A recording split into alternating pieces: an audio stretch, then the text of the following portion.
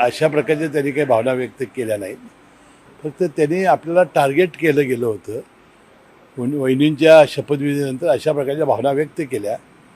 परंतु संपूर्ण ते पक्ष एकसंघ असल्यामुळं आणि त्यावेळेला सुद्धा वहिनींनी शपथ घ्यावी अशी सगळ्या कार्यकर्त्यांची, सगळ्या आमदारांची आणि त्यांच्या कुटुंबियांची इच्छा होती. त्यामुळं त्यावेळेला ह्या दोघांना फक्त टार्गेट करण्याचा प्रयत्न करण्यात आला. याबद्दलची खंत त्यांनी व्यक्त केली, हे खरं आहे. अर्थ खात्यावरून सुद्धा एक वाद निर्माण झाला. नाही, अर्थ खातं हे आमचं होतं.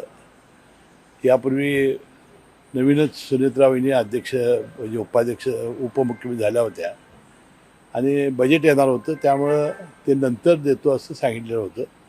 अद्याप ते मिळालं नाही. अशा प्रकारच्या भावना त्यांनी जरी व्यक्त केल्या असल्या तरी वाटतं आज दिल्लीमध्ये वहिनी गेलेल्या आहेत आणि याचा निश्चितपणाने निर्णय होईल आणि भारतीय जनता पक्ष निश्चितपणानं सन्मान राखेल.